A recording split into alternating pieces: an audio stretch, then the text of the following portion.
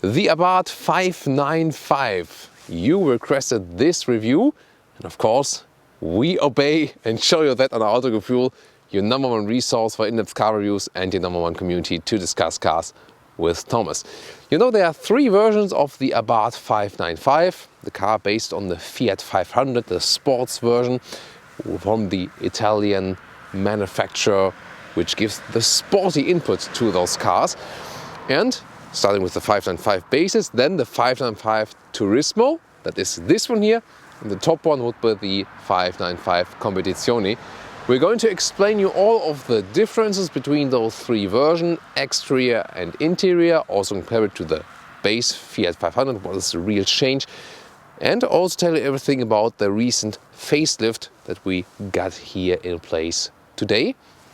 And now we go with all of that in Autogefühl in full screen, full HD.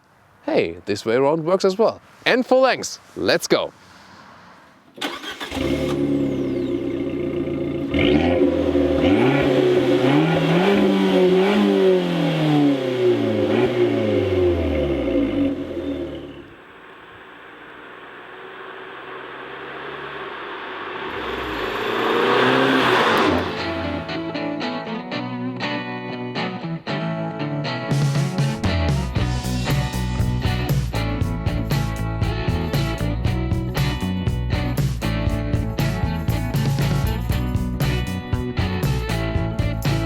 In the front, the facelift has changed just a little bit, just slight changes. You see from the middle trim of the 595, which is a Turismo, we also have the xenon lights, and I love this white contrast here in the lower part, and especially the lower bumper is stronger, and you already see it from the front here. The 595 sits lower than the base Fiat 500 to get a more sporty touch. 3.66 m or 12 foot is the total length or shortness of this car, so it's really a micro car. Okay. 1, 2, 3, that's almost it. I mean, this gives you a big advantage inside the city, of course, and hardly you can find such a sporty car which is so short at the same time. This is the unique thing about this car. In Germany it starts about 18,000 euros for the Abarth version, goes up to 25 in the Convertible, and the Turismo here sits in between that. It starts with 16 inch, the Turismo here comes with 17 as we see it right now with those huge gaps. Then, which is I think also one of the special things here, this car has really attention to detail and love to detail. For example, also the white contrasting mirror caps. Also, you've seen the white part in the front. Then also this rally style wrapping we have here around, and this is really good mix also in the red color. Italian racing red is always a tenor here, and you can already, well, hard to see it here, but this is the C version, the 595C, so that's the convertible part or half convertible. We're also going to show you more of that very soon. And a Abarth badge very prominently placed right here. And all together we got this very round shape of the Fiat 500, the car that almost looks like an espresso machine.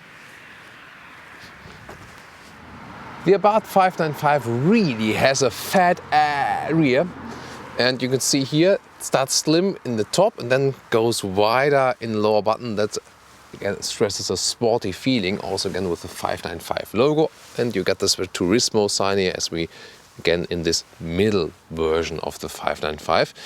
3D tail lights we got there, and then of course those huge exhausts. The outer part is fake, the inner part is real, and you already heard sometimes the car passing by. What do you think about the sound? And as we have the C version, we can also open the roof, and funny thing is that when you're quite tall, you see I almost get out of the roof here. It's really funny, and you can press it twice.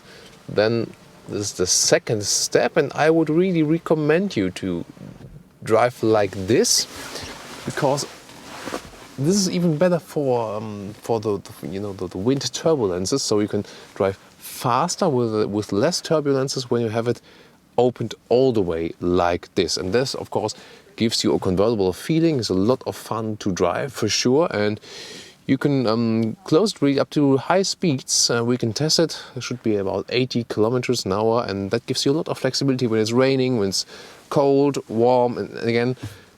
And you know, that's really making it an all-season convertible, although it's not a 100% true convertible.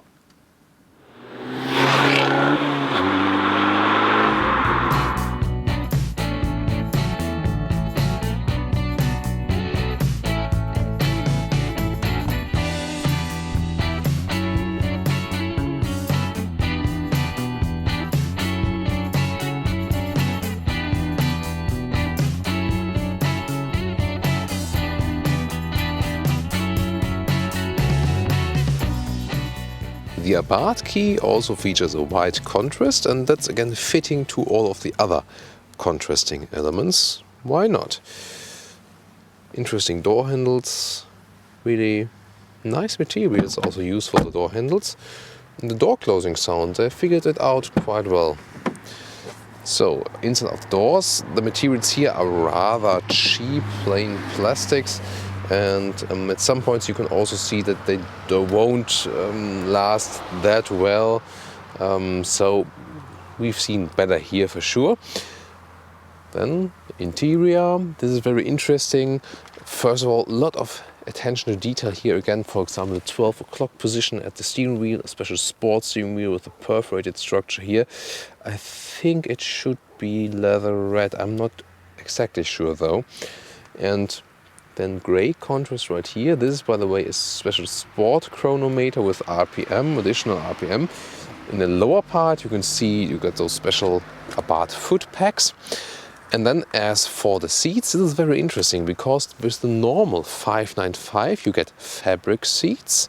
Then the Turismo features animal skin seats, which I do not recommend, you know why. And then the tops version, Competizione, this one here comes with fabric Alcantara. You got Alcantara here and fabric here. And so my advice would be either save the money, go for the basis 595 shoe tab, or then go all the way for the Competizione and do not pick the Turismo, then you can avoid the animal skin seats. And I think it also makes sense because either you maybe say, you know, I will want to have an Abarth, but want to spend as little money as possible. Or you say, you know, I really want this car and maximum, then you can get the top version. So this could also be possible. You've seen the seats, they are really relatively tiny and they don't make the impression that they would be too good for tall people. And the feeling is really a little bit cramped. You see I'm hitting my head with the A-B pillar connection. And it's really good to have the convertible here because I can really almost without, without standing up, look outside. So you're really not in the best position here if you're quite tall. You know, if you subscribe to Autogefühl, you know I'm 1.86 m or 6'1", and you should be smaller for this car. Actually, only interesting thing is, for a tiny car, you sit relatively upright and high with those seats, and they don't get uncomfortable that fast as you might expect. And this is a positive key finding with this car here. And of course, not too much room, but of course it's also a tiny car. Also, when I close the door, the window is directly again next to my head, for example. But again, so far as I drove the car, I did not get any back pain. And that happens in other cars that are a little bit bigger. So mixed feelings here for sure, but better than expected actually. And I mean the overall build quality here in the Abarth, they paid more attention to the detail for sure. But of course you still feel you're in a relatively low paying segment, and also other cars you get for this price have a little bit better finish in general. But you know, the interior feeling for the look and feel is not the specialty of the Fiat Corporation at the moment.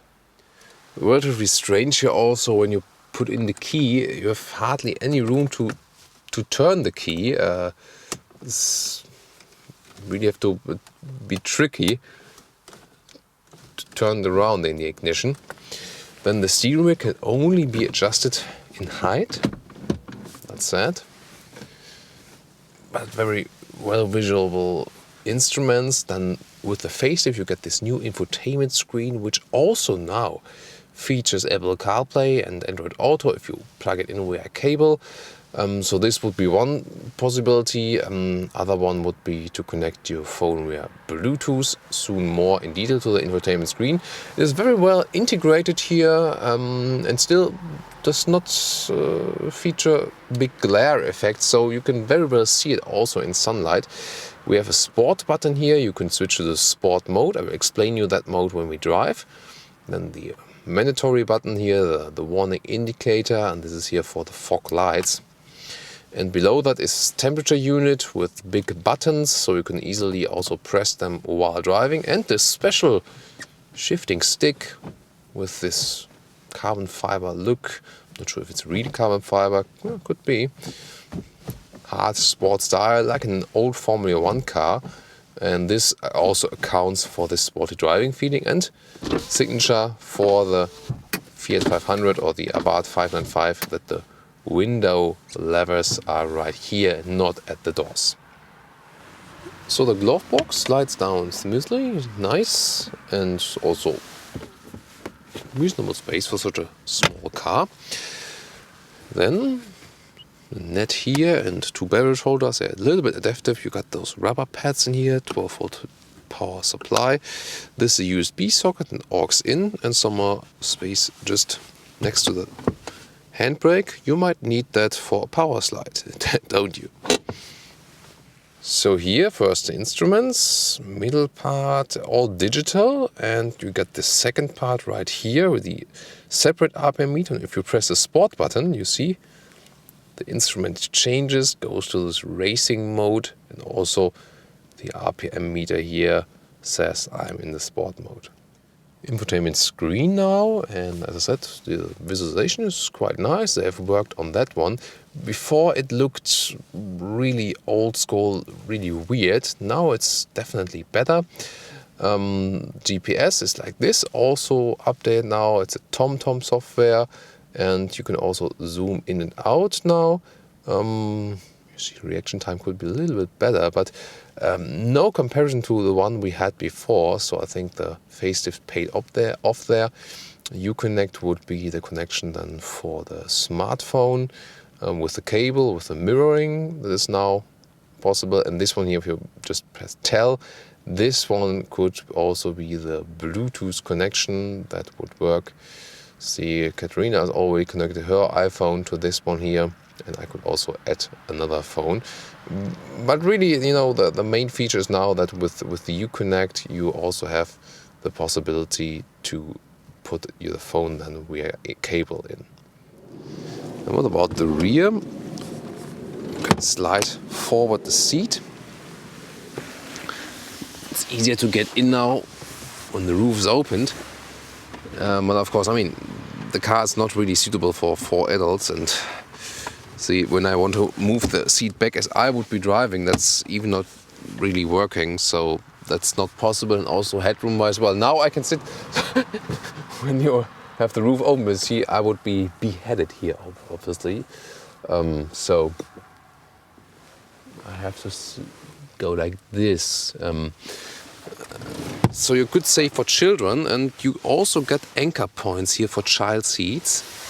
Here and let's see, yeah, here, and here. And you can also flip those seats from here, like this. See if there's a top tether.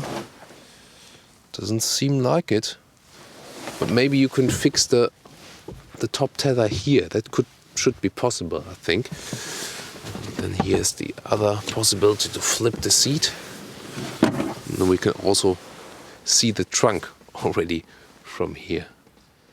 So now is the main difference between the normal hatch or coupe version to the convertible.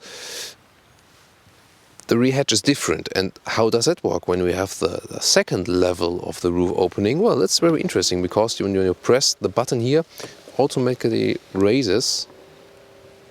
Interesting idea. And same mechanism then with the than we have, for example, with Citroën, with the DS3. And then there's also just a small hole left. You see one side have remained flipped. There's not too much space here. You have to live with that. If you want to have more, then you have to go for the hatch version. But I mean, when a car has a normal hatch and a convertible version, I would always take the convertible. Let the sun shine in.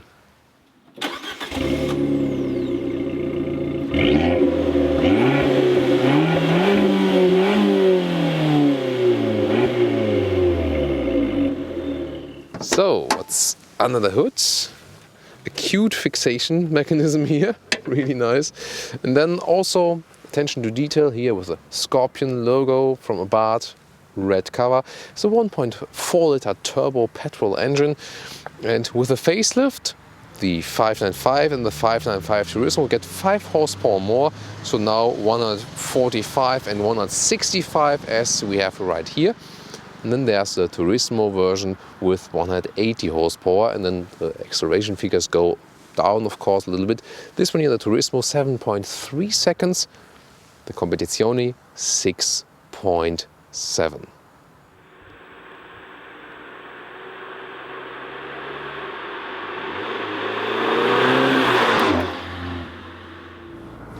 So welcome to the driving part, and the thing is, here I can even look out of the roof to see the traffic light.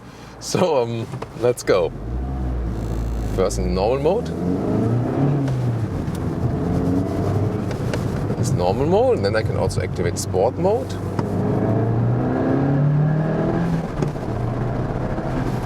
Seems to turn it a little bit higher. Now at 80 kilometers an hour, also the roof is getting us some noises, but the good thing is about this one here, you can close it also at higher speeds. So that's of course an advantage if you compare it to real convertibles.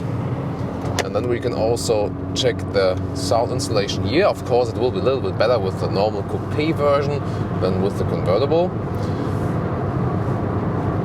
So, and some acceleration. Let's go back to the third gear and do some 85 to 120 and go.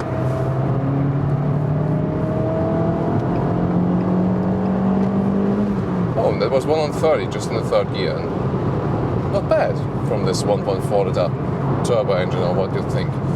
And the reason for that is that this car is really light, below 1,200 kilograms. And that's also enabling those acceleration figures, 7.3 seconds for this one here, the Turismo, and even 0.6 seconds faster than for the Convertible. The steering here in the sport mode is a little bit stiffer, also stiff enough at higher speeds. Sound installation wise, yeah, I mean, they have never been leading in this respect, so you also hear it on camera. It gets relatively noisy in here, so it's not exactly a very good car for high autobahn speeds and long autobahn travels. So first time I've did this sport mode, realized it's really the steering. This is the one thing that changes the most. You know, with manual gearboxes, when you have those sport modes, it's not that harsh, this difference, because the most thing you're doing with the throttle and the clutch yourself. So this is more playing in effect when you have an automatic transmission. But the sport mode gives us a little bit more power, it feels like that. And especially the steering wheel is a little bit stiffer. So if you prefer to have a little bit stiffer steering wheel, and also this different visualization with the sport mode in the front, then it's the mode for you. And when standing still, you can very well see that here, like this. And when I deactivate the sport mode, it's way easier. I can almost like throw the steering wheel around like this when I'm not in the sport mode. And of course, here, see, by the way, I have just to click it once to open it, but I have to hold it to close it. That's the safety mechanism. course, when the car is standing still, that no one gets squished in there. That's the reason behind it. Maybe open it. Yeah, we can open it a little bit more. This is the second step. So that's then all the way until the back. A little bit more air in there. So you can have really some kind of a convertible feeling here. And I mean, if both versions are available, why not going for the C version for the convertible? It's really nice. I mean, it's a sunny day. It's very cold, therefore it's also one of the very rare driving review moments where I keep the hat on. So 5th gear it is now, that's the maximum. The suspension is really stiff. You feel also when you're going over the bumps here. Of course, this one here sits lower than the Fiat 500, the Abarth version, and therefore also offers us a stiffer and sporty ride. And indeed, a direct steering. And as I said, if you want to have it a little bit stiffer, then you can always activate the sport mode. But it's really a little go-kart machine here, what we have, because of the low weight, high power output considering the weight and the size of the car, and the direct steering, so you can have a lot of fun with the car. Although you see again, when I stretch my spine, I can really, it's one of the very few cars I can really almost watch the road when I'm looking out of the window here. So I should probably pick the C version, that I always have more headroom and don't have to, you know, do like this in the car. So very funny for sure. Overview is, by the way, pretty good. I mean, now to the rear, the convertible roof is a little bit blocking it, but the side windows are steep, so you have a good overview right there. Also the display, it looks a little bit old school, I think, but it's very clear to see. The main infotainment display, it looks a little bit like it would have a lot of glare, but it's not the case, surprisingly. Although it stands relatively open and free, you can still very well see the infotainment screen also while driving. Positively surprised by that. So shifting, I think, well, it is a little bit crisper than with, for example, Fiat 500 base model.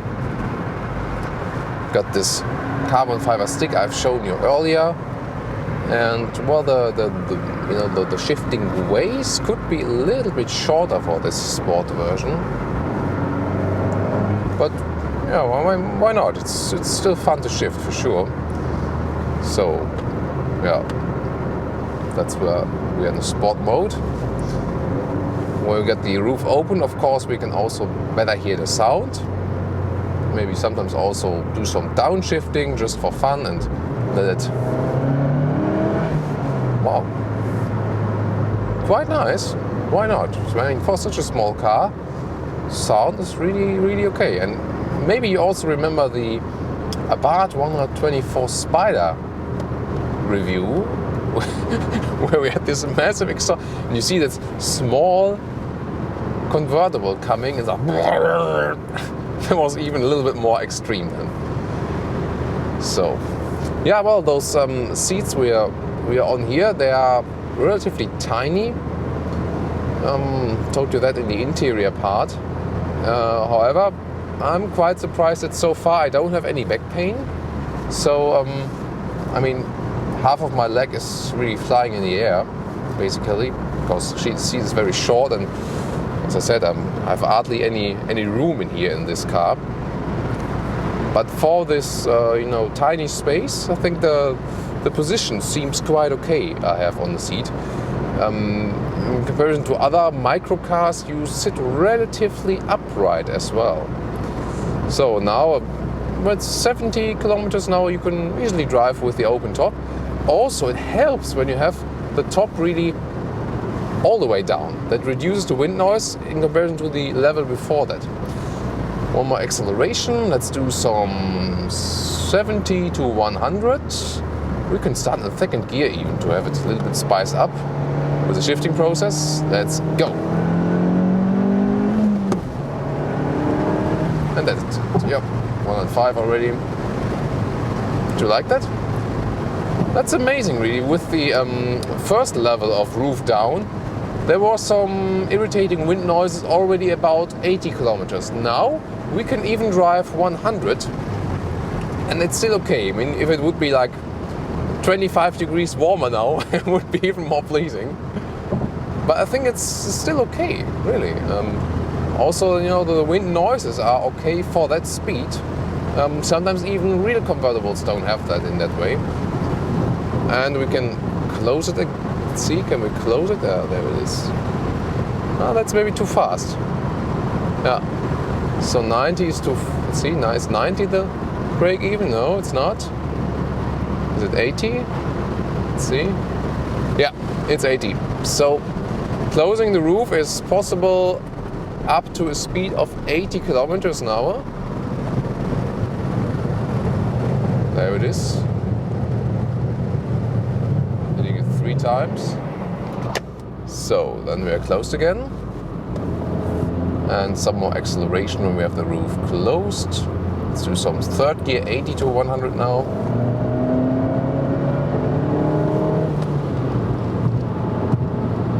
So here we can test the sound insulation again. Of course, it's a little bit more silent with the roof open now. But I would have, you know, it's quite okay for such a small car. Not too bad. And stability also at higher speeds is definitely given. Here now getting off the motorway. So, you know, what prevents a totally sporty feeling is that you sit relatively high. That might be a little bit different when you're a little bit smaller in height. But other than that, you mean, reasonable sound, good acceleration, and also the direct steering wheel, especially in the sport mode when it's a little bit stiffer. That really creates an agile driving feeling for sure. Wow, the performance is really good, and together with the sound and the drive you have, this is indeed very much fun to drive. So I think that's also the biggest differentiation between the Fiat 500 and this one here. Stiff suspension, sound, acceleration, the power you have, and of course all of the visual refinements we've also shown you earlier. So this can indeed be a solution where you say, you know, you just want to have a very small car. You also don't want to spend too much money for a very expensive big sports car.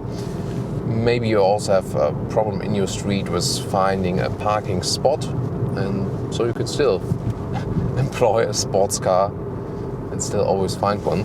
If you deactivate the sport mode, by the way, that might make sense when you want to go back and forth again and searching a parking spot and turning around in a circle, and because that's way easier to turn the steering wheel then. Of course, if you want to have the agile, precise feeling, that makes a more natural feeling when you're in the sport mode.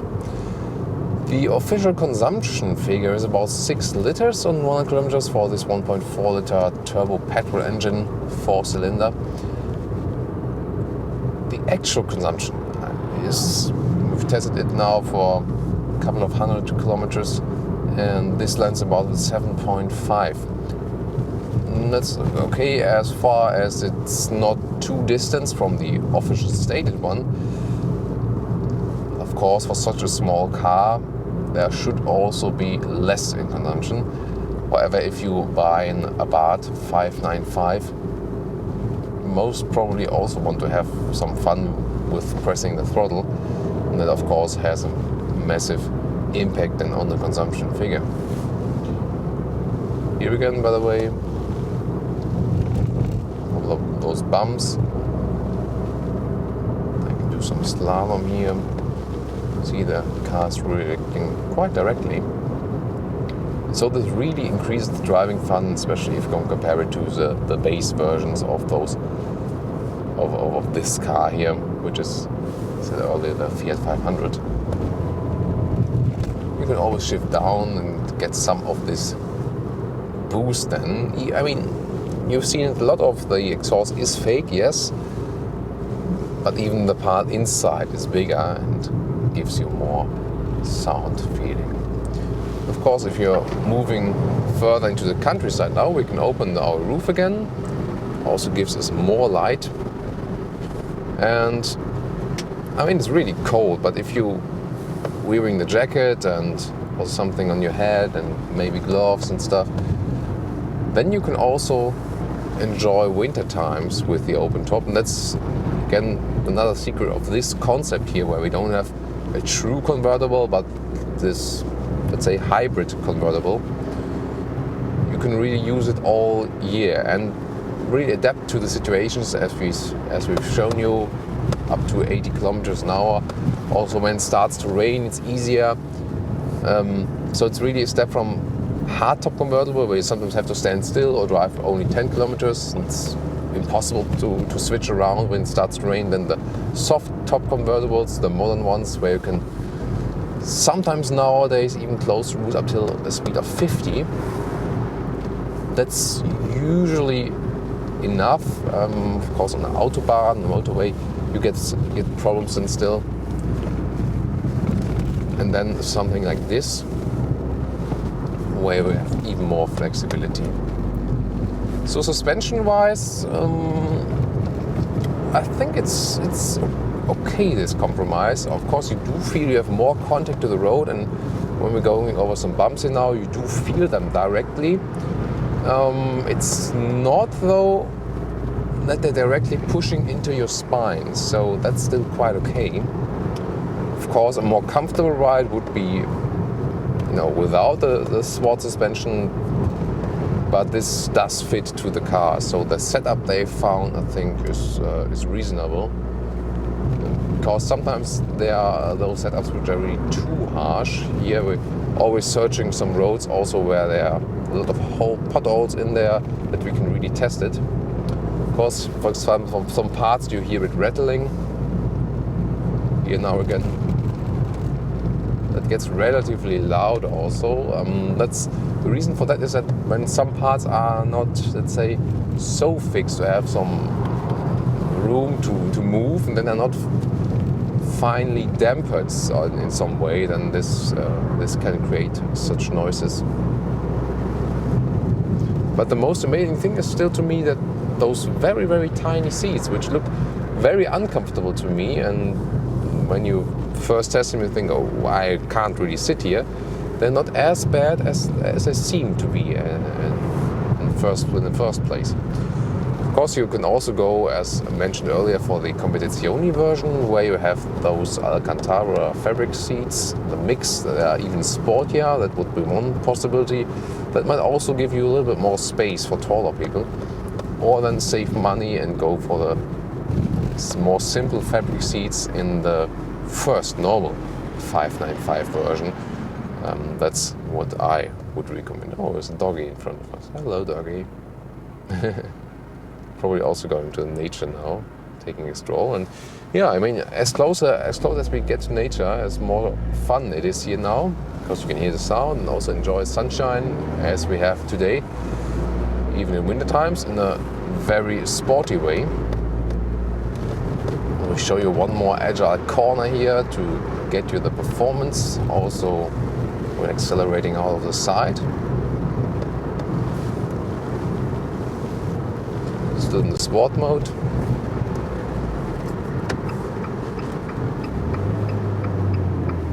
So now we're back to first gear. Front wheel drive, of course, always with this car. Well, really turn up the RPMs. There we go.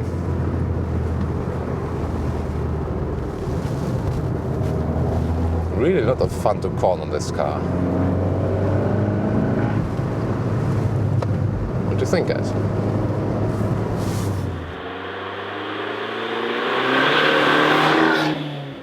You know, Autogefühl is all about details for you. And the last one for today is you can manually, usually it works automatically, but you can manually also release this one here in the front. This is a special wind visor that decreases again the wind turbulences here, and you can fix it again if you want to have it. And you know, we wouldn't be out of it if you wouldn't test it really for sure, because if I unleashed it now and I close the roof, then actually it should be closed down. Oh, now it's let's see, it should be put down by the roof automatically. Yeah, that works. And let's open it again, and there it comes up again. So I mean, it's a useful feature, and why not just leave it like this? But it was really interesting that it was obviously fixed here before. I think I will just leave it open, and then it always goes open and close again. So that's the last detail for today here with the C version, the 595C Turismo.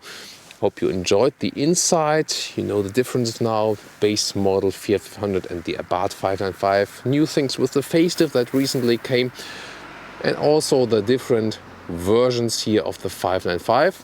As I said, my verdict would be either leave it cheap, go with the 595 basis, or then all the way with the 595 Competizione.